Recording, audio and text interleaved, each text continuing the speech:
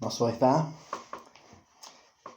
John 21, after they'd finished eating the breakfast that Phil described this morning, Jesus said to Simon Peter, "Simon, son of John, do you truly love me more than these?" "Yes, Lord," he said, "you know that I love you." Jesus said, "Feed my lambs." Again Jesus said, "Simon, son of John, do you truly love me?" He answered, "Yes, Lord, you know that I love you." Jesus said, "Take care of my sheep."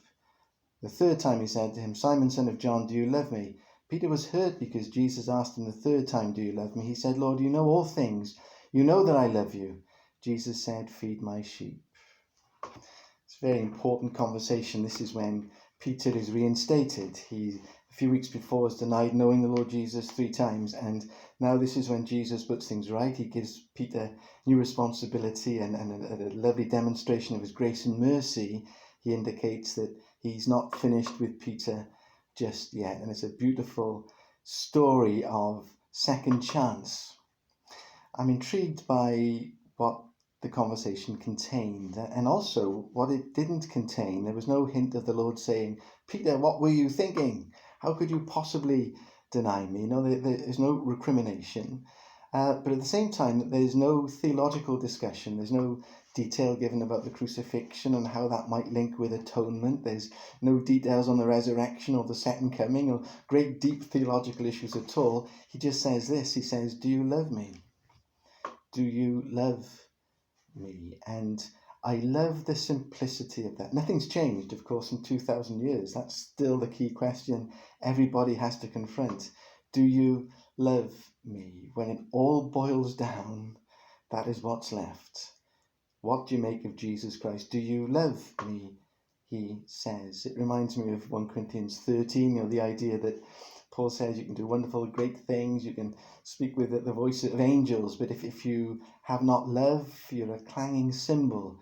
You haven't got a thing. And I just love the simplicity of that, the importance of love for Christ. But as I love its simplicity, the question also haunts me, if I'm honest, because when I'm confronted with that, "Do you love me?" I'm so aware of the coldness of my heart. I'm so aware of the lack of faithfulness. I'm so aware of how I deny the Lord myself in my life.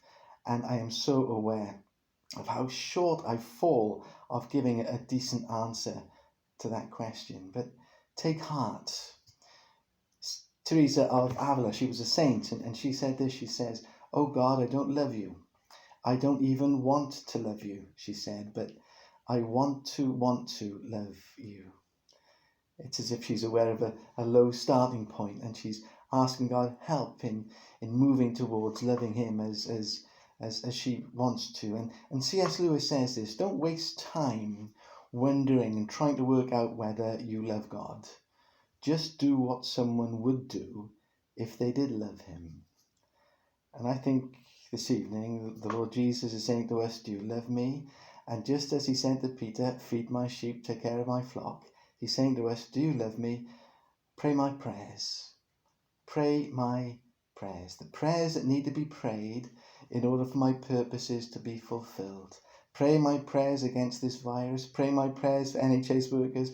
Pray my prayers for my flock, that they might be supported and helped at this time." Jesus said, didn't he, in John chapter 10, "My sheep know my voice. They listen out for me. They know my voice." And it seems to me that prayer, real prayer, doesn't start with us. It initiates in heaven, and it's as if God calls to us, deep calls to deep, says the psalmist, and puts names and people and circumstances, situations into our minds in order that we might pray them, in order that his purposes would be fulfilled. Do you love me? Pray my prayers. They reckon, and they're bound to be right, that because of the lack of pollution these days, because of low industrial activity and hardly anyone on the roads, the pollution that would normally block our view of the night sky has been severely curtailed, and as a consequence it's been a great opportunity to witness all that's displayed, particularly in the night. It's as if the channel to heaven has become clearer, and it does strike me that maybe in these days, when we're stripping away superficiality and frippery, and there's a sense of urgency in our minds, it seems as if that channel from us to heaven, heaven to us, is a little clearer. And Jesus says, do you love me? Pray my prayers. And I've come to this observation that question, do you love me, is actually not such an accusation. It's more of an invitation.